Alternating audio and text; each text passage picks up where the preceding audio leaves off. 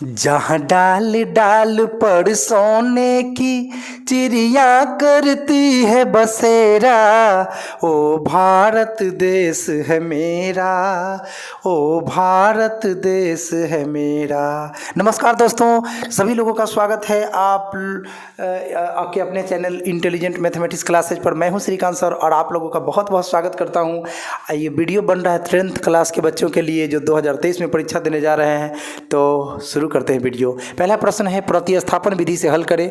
हमारे पास दो चर वाले एक घातीय समीकरण है, उसको हम लोग हल करके अभी x और y का मान निकालेंगे। चलिए तो देखते हैं।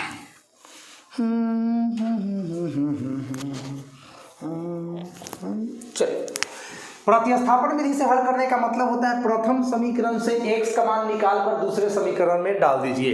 प्रथम समीकरण से x का मान निकालकर दूसरे समीकरण में डाल दीजिए, आपका y का मान निकल जाएगा। y का मान किसी भी समीकरण में डालकर x का मान निकाल लीजिए। फिर से सुनिएगा, पहला समीकरण से x का मान निकालकर दूसरे में डाल दीजिए, दूसरा में डालने के बाद y का मान मिल जाएगा। y का मान निकलने के बाद आप किसी भी समीकरण के हेल्प से x का मान निकाल लीजिएगा। चलिए करके दिखाते हैं।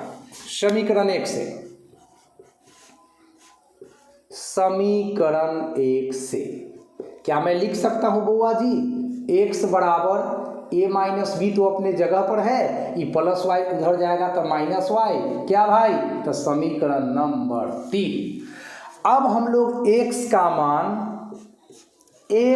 मान समीकरण 2 में रखने पर, समीकरण 2 में रखने पर यही होता है प्यारे बच्चों प्रतिस्थापन विधि। पहला समीकरण से x का मान निकालकर दूसरे में डाल दो, दूसरा से y का मान मिल जाएगा।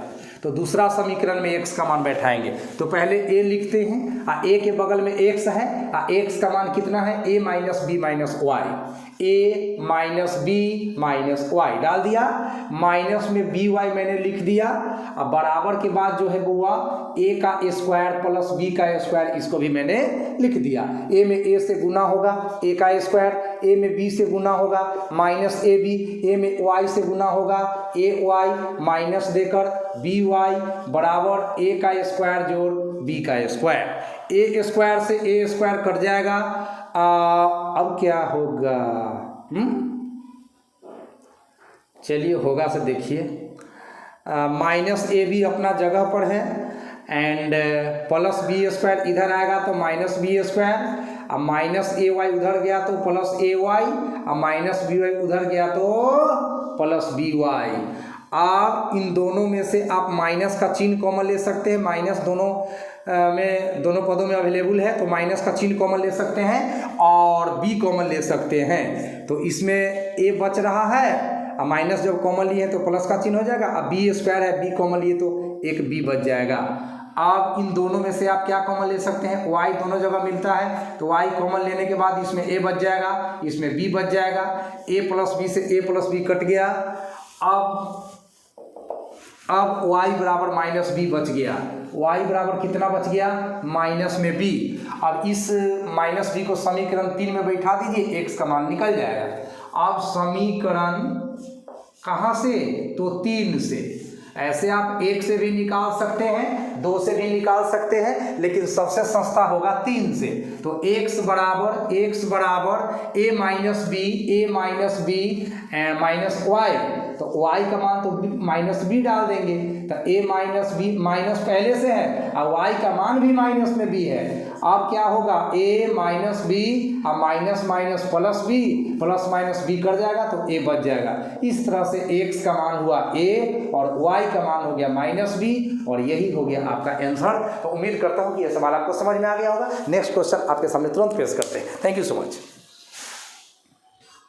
चलिए, तो आपके लिए आ गया है सेकंड क्वेश्चन, बहुत खास, बहुत इंपॉर्टेंट, जो द्विघात समीकरण का है। लेकिन देखने में आपको थोड़ा सा डर भी लग रहा होगा क्योंकि x के पावर 4 है, ये तो सर जी चतुर्घात समीकरण है, कहते हैं कि द्विघात समीकरण है।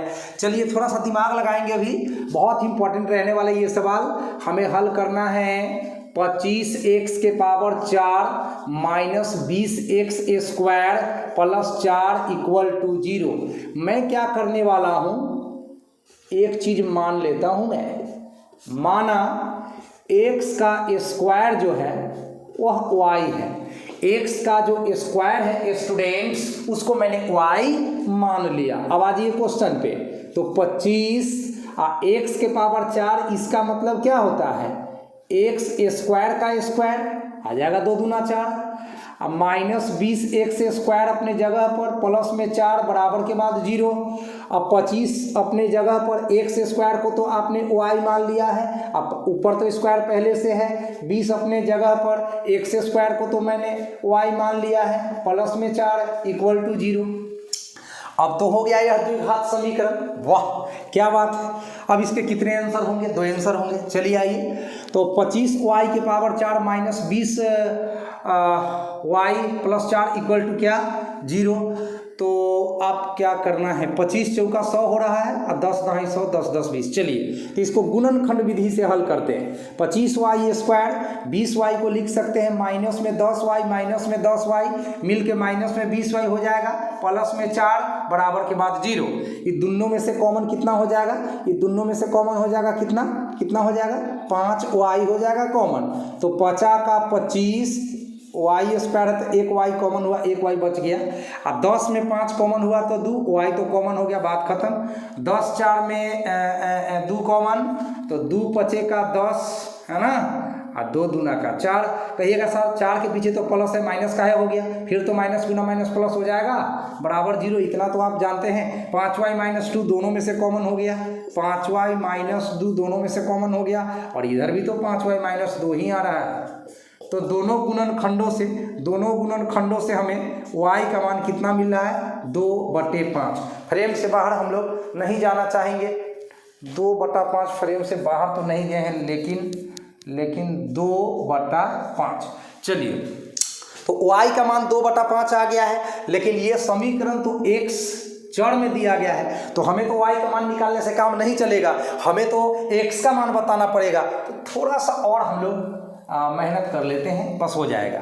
चलिए तो x का स्क्वायर, चूंकि x का स्क्वायर आपने y माना है, x का स्क्वायर बराबर y का वैल्यू कितना लाए हैं, तो 2/5 लाए हैं।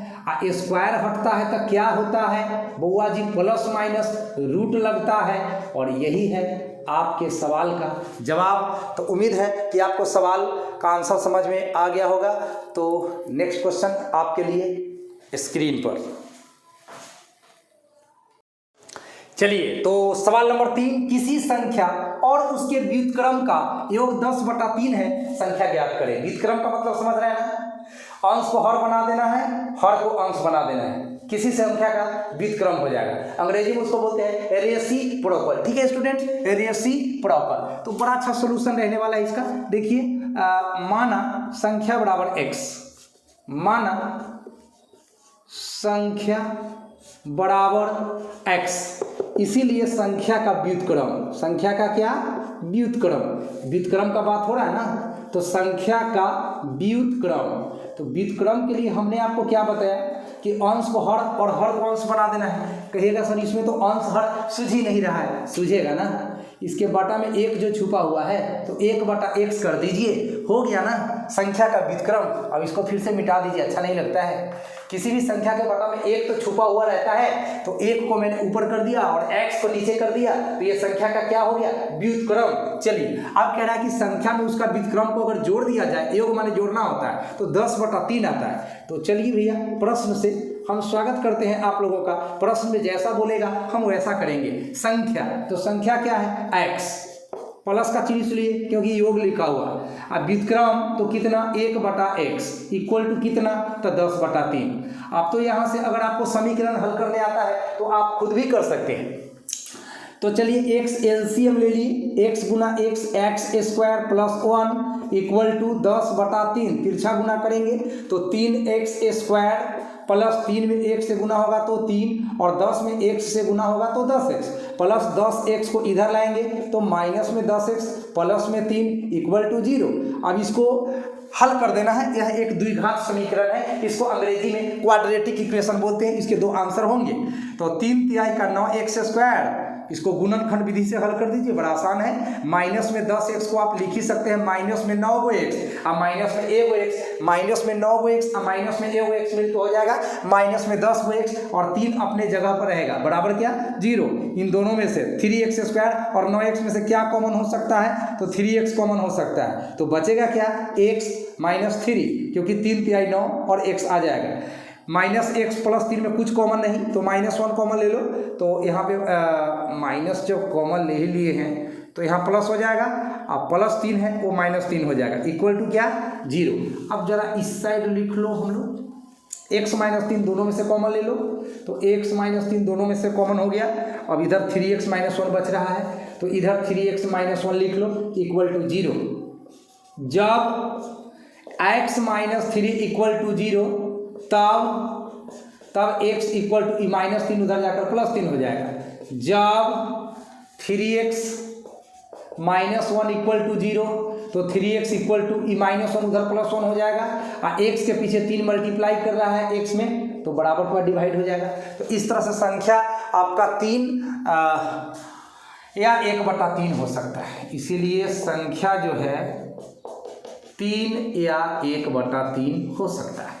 अगर संख्या 3 होगा तो उसका व्युत्क्रम 1/3 हो जाएगा, अगर संख्या 1/3 है तो उसका व्युत्क्रम 3 हो जाएगा। दोनों को जोड़िएगा, सिंपल है। 3 तिहाई 9 और 1 10/3, मतलब मैथ सही है, इसकी गारंटी हो गई। जोड़ के देखिए ना, 3 में 1/3 जोड़ के देखिए ना कितना आता है, 3 जोड़ 1/3, 3 का व्युत्क्रम तो 1/3 है तो 3 में 1/3 जोड़िए तो 3 लघुत्तम हो जाएगा। 3 तिहाई 9 + 1 10/3, बस 10/3 ही तो कह रहा था ना, तो 10/3 कह रहा था, 10/3 मिल गया, इसका मतलब ऐसा सही है। तो मिलते हैं 4 नंबर सवाल में।